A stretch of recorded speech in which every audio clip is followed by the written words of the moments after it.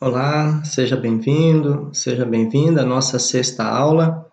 Nós vamos estudar o Cânon 1059, que trata da competência da Igreja em relação ao matrimônio dos católicos. O matrimônio dos católicos, vejam bem que aqui falamos especificamente matrimônio dos católicos. Mesmo que só uma das partes seja católica, e aqui nós falamos em relação a matrimônio mistos ou a matrimônio com disparidade de culto, que nós veremos em aulas seguintes, rege-se não só pelo direito divino, porque o matrimônio em si é de direito divino, o sacramento é de direito divino, mas também pelo canônico. Então, é o direito canônico que vai determinar como que se realizam os matrimônios entre os católicos, mesmo que apenas uma das partes seja católica. Salva a competência do poder civil sobre os efeitos meramente civis desse matrimônio. Então, logo em seguida, nós veremos também do que se tratam estes efeitos meramente civis. Competência da Igreja. O matrimônio dos católicos, mesmo quando somente uma das partes seja batizada, é governado não somente pelo direito divino, mas também pelo direito canônico, salva a competência da autoridade civil para os efeitos meramente civis do matrimônio. A competência exclusiva da Igreja sobre o vínculo matrimonial dos católicos é uma consequência direta da inseparabilidade entre contrato e sacramento, como nós já vimos nos cânones iniciais, né, que contrato e sacramento não são duas realidades distintas, mas uma mesma realidade. Então, para os católicos, o contrato matrimonial, como nos diz o cânon 1055, parágrafo 2º, né, o contrato matrimonial é, ao mesmo tempo, sacramento. E o sacramento é, ao mesmo tempo, né, um vínculo matrimonial, um contrato matrimonial. Pois a Igreja é a única administradora dos sacramentos de nosso Senhor Jesus Cristo.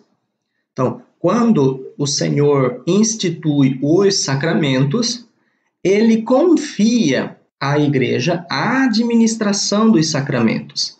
Olha que o direito trata a Igreja como administradora dos sacramentos. Por que administradora dos sacramentos? Porque não é a Igreja a dona dos sacramentos. O dono dos sacramentos é o próprio Cristo. São sinais visíveis da graça de nosso Senhor Jesus Cristo. Então, a Igreja, por ter recebido de Cristo a incumbência de apacentar as ovelhas, quando o Senhor pede a Pedro, Pedro, apacenta as minhas ovelhas, Pedro, sobre ti edificarei a minha igreja, e sobre esta pedra construirei a minha igreja, e as portas do inferno não prevalecerão sobre ela. Então, o Senhor dá a Pedro o poder de ligar e de desligar, o que é chamado, então, poder das chaves. E dentro deste poder das chaves, dado por Cristo a Pedro, é que a Igreja, então, no direito canônico, vai ligar o que é necessário para o matrimônio e desligar o que é desnecessário para o matrimônio. O princípio de exclusiva competência da Igreja sobre o matrimônio dos fiéis, veja que aqui nós não tratamos do matrimônio civil, mas tratamos do matrimônio dos fiéis sujeitos à sua autoridade, é um princípio da doutrina católica consagrado oficialmente na legislação canônica.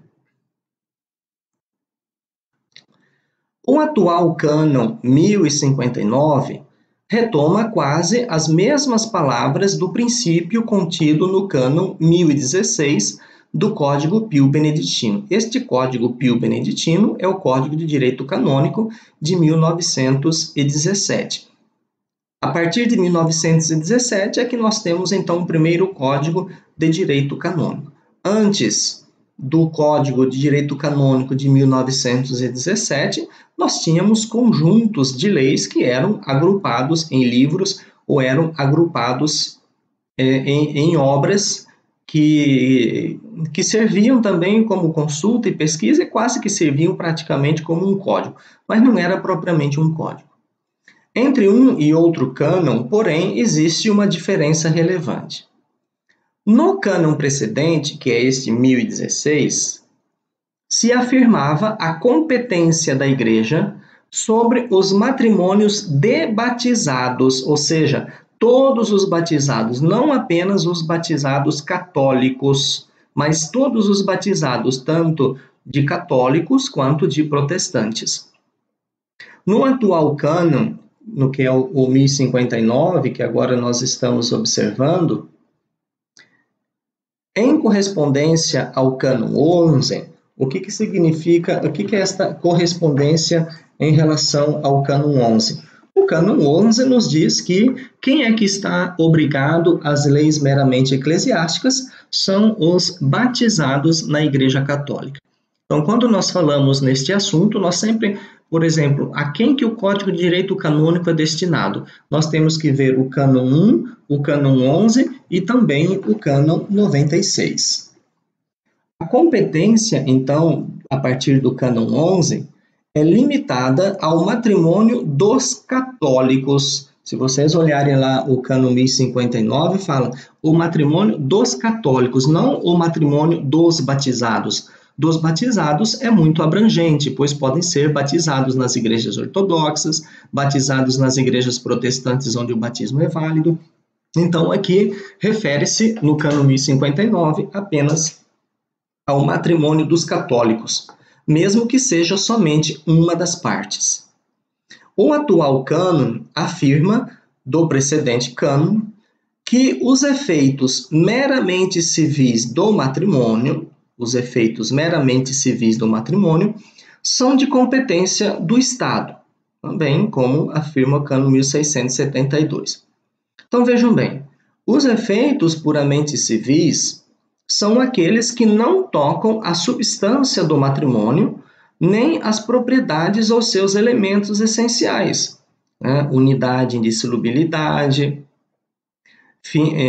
bem dos cônjuges, geração e educação da prole, mas outros aspectos ou elementos, por exemplo, o que é um efeito puramente civil? O regime econômico adotado, se é comunhão total de bens, comunhão parcial de bens, separação total de bens, o dote, aonde ainda existe, porque existem alguns lugares do mundo que ainda esta realidade é presente, a sucessão, a questão de herança, o sobrenome, quem fica com o nome desse ou o nome daquele. Então, esses são exemplos de efeitos meramente civis do matrimônio.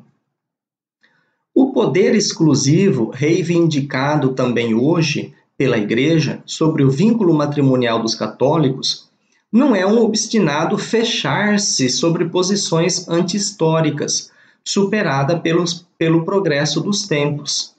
Se trata de um princípio irrenunciável da doutrina católica, uma consequência direta da inseparabilidade entre contrato e sacramento, afirmado no cânon 1055, parágrafo 2º.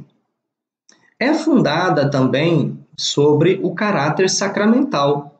Então, por que a Igreja reivindica este poder para si, né, sobre o vínculo matrimonial dos católicos? Primeiro, que faz parte da doutrina católica. Segundo, que contrato e sacramento não se separam, mas fazem parte de uma única e mesma realidade. Então, e o caráter sacramental do matrimônio.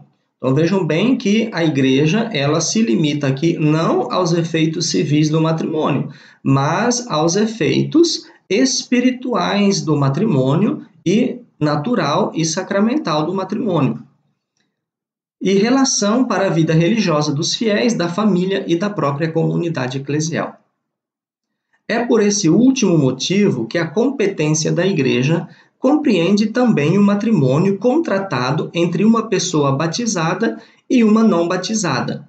Matrimônio que, segundo a tese mais comum, não é sacramento. Por que não é sacramento? Porque para existir sacramento, se vocês olharem lá no Cânon 1059, o cânon diz assim: entre batizados não pode haver contrato válido que não seja por isso mesmo sacramento. Ora, se aqui nós temos um batizado e um não batizado, nós não podemos falar de um matrimônio sacramental, apenas de um matrimônio natural. Como o matrimônio, ele tem uma importância para a vida religiosa dos fiéis, então a Igreja também ela tem competência sobre este matrimônio realizado por uma pessoa batizada e uma não batizada, o que nós chamamos de matrimônio com disparidade de culto. Por que a Igreja tem competência? Por causa da sua relação para a vida dos fiéis, da família e da própria comunidade eclesial. Para uma exata interpretação do Cânon 1059, temos que ter presente a norma estabelecida no Cânon 11, ou seja, a lei puramente eclesiástica estão obrigados os batizados na Igreja Católica ou nessa acolhidos. Quem que são estes acolhidos na Igreja Católica? São aqueles batizados em igrejas protestantes aonde o batismo é válido. Se esta pessoa vem a ser católico, não se requer novamente um batismo, basta que ela seja apenas acolhida na Igreja Católica. E se vocês olharem lá no rito da iniciação cristã de adultos, da iniciação cristã, vocês vão perceber que existe lá um rito para a acolhida desses fiéis na Igreja Católica, a menos que não seja disposto diversamente outra coisa pelo direito. Em conformidade com o Cânon 11, o Cânon 1059 estabelece um duplo princípio. O matrimônio dos católicos, de exclusiva competência da Igreja, é regido pela lei canônica, além daquela lei divina, né, que nós olhamos lá no livro do Gênesis, que nós vemos lá no Evangelho, quando Jesus é questionado em relação ao divórcio, ele lá refere-se à importância da indissolubilidade do matrimônio. Está sujeito à lei canônica também o matrimônio de duas pessoas, das quais uma só seja católica, porque se trata de um único e mesmo matrimônio. São estes dois princípios que definem o âmbito de competência própria da Igreja. Para determiná-la concretamente, se distinguem 4 diversas hipóteses. Então, vejam bem, quais são estes dois princípios? O matrimônio dos católicos, a competência da Igreja se estende entre o matrimônio dos católicos e entre um matrimônio onde apenas uma das partes seja católica. Então, se tem um católico no meio, a Igreja terá sempre competência em relação a este matrimônio. Então, destes dois princípios, nós temos 4 hipóteses distintas. Vejam bem. Matrimônio de duas pessoas não batizadas. A competência, não somente sobre os efeitos meramente civis, mas sobre o próprio vínculo matrimonial, é exclusiva do Estado, porque aqui são pessoas que não são católicas e que também não são cristãs, ou que são cristãs, mas são de igrejas onde o batismo não é válido. Então, este matrimônio é de exclusiva competência do Estado, que disciplina o matrimônio dos seus cidadãos com leis próprias, sempre, porém, no respeito às leis naturais.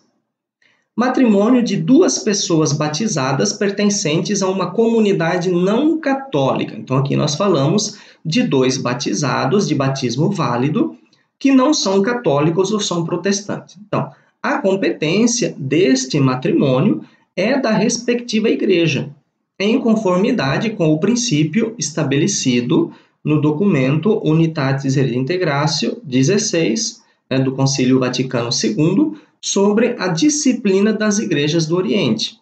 Então, é necessário, porém, notar que na maior parte das comunidades protestantes não existe uma própria regulamentação jurídica do matrimônio e é tido, de fato, como uma simples instituição civil, sem caráter sacramental, legislado pelas leis do Estado. Então, por isso que nós olhamos neste sentido quando tratamos de nulidade matrimonial em relação a matrimônios que não são da Igreja Católica e que estas igrejas não têm o matrimônio como um sacramento, mas sim como um caráter apenas de instituição civil. Terceiro, esse aqui é o número 3. Matrimônio de dois batizados católicos. Esse aqui que é, de uma certa forma, mais exclusivo. A competência é da Igreja Católica, salva, como já foi dito, a competência do Estado nos efeitos meramente civis. A competência da Igreja Católica é própria, ou seja, nativa e independente, ou seja, do próprio nascimento da Igreja. Então, a Igreja já nasce com este direito sobre esta competência do matrimônio de dois batizados católicos, por direito divino de qualquer autoridade humana. Então, nenhuma autoridade humana tem poder e competência sobre o matrimônio, o sacramento de dois batizados católicos. A única competência é da Igreja Católica. É plena e perfeita, porque compreende o poder legislativo, judiciário e penal sobre o vínculo matrimonial. Então, é a Igreja que edita as normas legislativas em relação ao sacramento do matrimônio, que julga o sacramento do matrimônio e que determina as penas em relação ao sacramento do matrimônio. Por exemplo, os direitos e obrigações recíprocos dos cônjuges, a legitimidade da prole, a sua educação cristã e assim por diante. Então, assim compete, em particular, à Igreja estabelecer os requisitos necessários para a validade e a liceidade da celebração matrimonial. Nenhuma autoridade humana pode determinar isso, a não ser a autoridade competente da Igreja, no 1108 seguintes.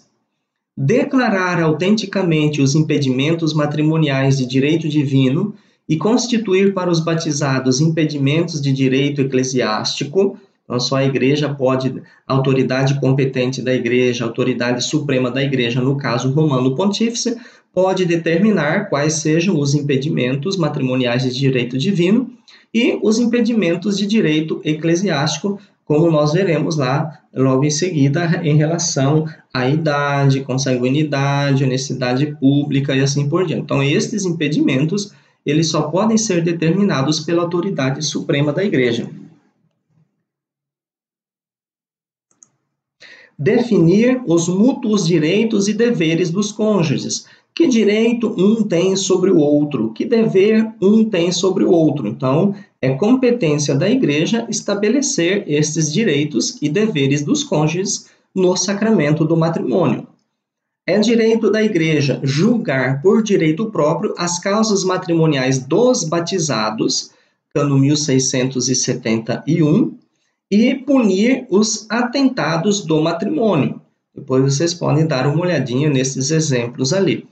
Atentado de matrimônio significa o quê? Um clérigo, um padre que tenta o matrimônio, mesmo que civilmente. Então, nesse caso, se o padre tenta matrimônio, mesmo que só civilmente, ele pode ser punido com uma justa pena. O quarto, matrimônio de duas pessoas, onde apenas uma é católica, enquanto a outra não é católica, mas batizada, o chamado matrimônio misto. Ou nem mesmo é batizada, matrimônio com disparidade de culto. Isso aqui é a definição de matrimônio misto e matrimônio com disparidade de culto. Matrimônio misto é o sacramento entre um católico e uma pessoa batizada, e disparidade de culto é o casamento entre um católico e uma pessoa que não é batizada. Então, neste caso, a competência é também da Igreja Católica e prevalecem as suas leis por motivo de unicidade do ato matrimonial. É apenas um matrimônio e não dois, e por isso não se faz matrimônio na Igreja Católica e depois na Igreja Evangélica. Tem pessoas que acreditam que primeiro eu posso casar na Igreja Católica e depois eu posso casar na Igreja Evangélica. Não, a Igreja não determina isso. Ou você casa na Igreja Católica ou você não casa na Igreja Católica. Ou você casa na Igreja Católica ou você casa na Igreja Evangélica. Esta história do padre e do pastor estando juntos na mesma cerimônia é proibida pelo direito, como nós veremos em outra ocasião. Porém, tal matrimônio é regulamentado também, primeiro, pelo direito próprio da igreja ou da comunidade eclesial, da qual pertence a parte não católica, se tal comunidade possui um direito matrimonial próprio. Então, este matrimônio aqui estarão sobre duas jurisdições, a jurisdição da Igreja Católica e a jurisdição também do direito eclesial daquela comunidade ou igreja da qual faz parte a parte não católica. E segundo, pelo direito em vigor na comunidade eclesial da qual pertence a parte não católica, se tal comunidade é privada de um direito matrimonial próprio. Então, neste sentido, nós falamos em quatro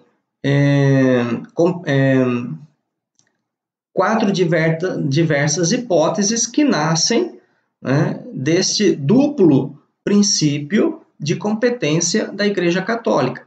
É a competência do matrimônio de duas pessoas não batizadas, que a Igreja não tem competência sobre este tipo de matrimônio. Quem tem competência é o próprio Estado, que disciplina o matrimônio dos seus cidadãos. E matrimônio de duas pessoas batizadas pertencentes a uma comunidade não católica, neste caso, a competência é da igreja da qual estas pessoas participam. O matrimônio de dois batizados católicos, e aqui nós temos exclusivamente a competência da Igreja Católica, e o matrimônio de duas pessoas, onde apenas uma é católica e a outra não é católica, pode ser batizada ou mesmo não batizada. Então, neste sentido, a Igreja Católica tem plena competência também por se tratar de um católico. Sempre quando tiver um católico no meio, a competência será exclusivamente da Igreja Católica. E então, neste princípio do matrimônio de duas pessoas, uma católica e a outra não católica, então, ou ele é regido pelo direito próprio da igreja ou da comunidade, também que se faz parte da Igreja Católica também, mas também da comunidade eclesial da qual pertence a parte não católica. Se esta parte que não católica, esta igreja não tem um direito próprio, então é em relação ao direito que está em vigor na comunidade, que geralmente nestas comunidades, aqui nessas igrejas protestantes, eles não têm nenhum direito em relação ao matrimônio, então eles pegam para si a legislação civil, então neste caso também pela legislação civil. Na igreja evangélica, em que o batismo é válido, o casamento entre os fiéis dessa confissão é reconhecido também como válido pela Igreja Católica. Então, a pergunta que foi feita, o casamento entre evangélicos, o casamento com evangélicos é válido? É válido se for, veja bem, olha, eu vou colocar logo mais em seguida, inclusive como sacramento, pois o contrato matrimonial entre cristãos batizados é sempre sacramento, mesmo que não seja na Igreja Católica. Em outras seitas protestantes, aqui nós estamos falando onde o batismo é válido. E aonde o batismo não é válido? Em outras seitas protestantes, em que o batismo não é válido, não há sacramento, embora a Igreja Católica possa reconhecer como válido o casamento, exclusivamente com base na lei natural, como reconhece o casamento entre os pagãos, ou seja, os não batizados. Então, casamento entre batizados de igrejas evangélicas, a Igreja Católica os considera como válidos. Casamentos em igrejas evangélicas onde o batismo não é válido, a igreja pode também reconhecê-los como válidos, baseados na lei natural do matrimônio. Um católico pode contrair matrimônio em igreja protestante? Para que um católico possa contrair matrimônio validamente em uma igreja protestante, é possível sim. Necessita da dispensa da forma canônica dada pelo bispo diocesano. Um casamento protestante pode ser sanado depois com a Sanatio in Radix do cano 1161 a 1165. Então, nós temos duas realidades aqui. Primeiro, em relação ao matrimônio que vai ser realizado, seja, a minha não quer casar comigo na igreja católica, quer casar na igreja protestante. Então, neste caso, eu peço esta dispensa e também se pode sanar um matrimônio que já foi realizado na igreja católica através do instrumento da Sanatio in Radix. Quando esta situação pode ocorrer? A parte não católica se nega a vir contrair matrimônio na igreja católica, mas quer contrair matrimônio na sua igreja. Para que a parte católica não fique sem a validade do sacramento do matrimônio, porque para ser uma parte católica, para a validade do matrimônio necessita a forma canônica, então, neste caso, o bispo diocesano poderá conceder a dispensa da forma canônica, cano 1108, que diz qual que é, de fato, a forma canônica. Pois o matrimônio entre batizados será sempre sacramento, mesmo que não se aceite como sacramento. Sem a dispensa da forma canônica, será nulo. Será nulo em que sentido? Quando um católico casa com um protestante. Se um protestante casa com outro protestante da mesma igreja dele, o matrimônio para a igreja católica é considerado válido. Mas para que um católico possa casar com um protestante, requer-se esta dispensa do bispo diocesano. E um não católico que não está obrigado à forma canônica? Bem, a forma canônica que vamos estudar mais adiante surgiu na época do Concílio de Trento e obriga somente aos católicos, conforme o cano 1 e cano 11, pois somente estes estão obrigados às leis meramente eclesiásticas. Antigamente, antes do Concílio de Trento, qualquer celebração que realizassem era considerado um matrimônio válido, ou seja, não existia uma forma canônica. Então, qualquer celebração que os dois publicamente manifestassem o consentimento, então o matrimônio já estaria sendo válido. Então, neste princípio, como era assim também na Igreja Católica antigamente, a Igreja, sim, considera válido o matrimônio em igrejas protestantes, onde o batismo é válido, e até mesmo onde o batismo não é válido pela lei natural do matrimônio. As pessoas que nunca foram católicas, nasceram e foram batizadas no protestantismo, foram no cartório e se casaram, o matrimônio é válido, pois eles são batizados lá naquela igreja, o batismo é válido. Né? Pois entre batizados não pode existir verdadeiro matrimônio que não seja sacramento. Cano 1055, parágrafo 2º. Neste sentido, o que torna o sacramento válido é o batismo, ou seja, qual que é a base para a validade do sacramento? É o batismo. Sem o batismo, não existe sacramento do matrimônio. Então, mesmo que os dois não sejam católicos, mas que sejam batizados, mesmo lá naquela igreja protestante, o sacramento do matrimônio será válido. O casamento dos protestantes vale mesmo que não forem à igreja, né? Na sua igreja, mesmo que se casarem somente no cartório. O que vale é o consentimento dos dois. Então, aqui a gente perguntaria, né? Muitos às vezes falam, então, quer dizer que o sacramento do matrimônio só vale na Igreja Católica? Não. O sacramento do matrimônio é válido quando dois batizados contraem matrimônio. Esta é a base para a validade do matrimônio. Então, mesmo as igrejas evangélicas, o matrimônio será sempre válido. mesmo que depois se diga outras coisas em relação à declaração de nulidade matrimonial, que nós veremos em outras oportunidades. Então, se dois protestantes contraírem matrimônio e um deles já foi católico, veja bem, essa é outra situação. Vale a máxima que diz: uma vez católico, sempre católico, mesmo que não deixe a Igreja Católica, né? Mesmo que deixe a Igreja Católica. Então, neste caso, alguém que já foi católico e deixou a Igreja Católica, para a validade do matrimônio, requer que seja contraído diante de um ministro ordenado, com jurisdição e duas testemunhas, para que se tenha a validade.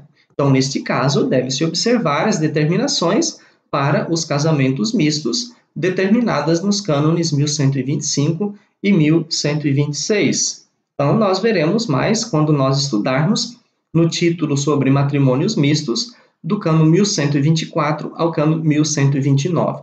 Então, a questão é: casamento entre evangélicos é válido? É válido. Por que é válido? É válido porque são batizados. E mesmo que não sejam batizados, tem a lei natural do matrimônio. Não sacramental, mas é válido pela lei natural. Agora, um católico que afastou-se da Igreja Católica, para a validade do seu matrimônio, requer-se a jurisdição, a forma canônica. Então, mesmo que ele casar lá na igreja evangélica e ele foi batizado na igreja católica, né, o matrimônio dele não será válido, só será válido se for contraído de acordo com a forma canônica.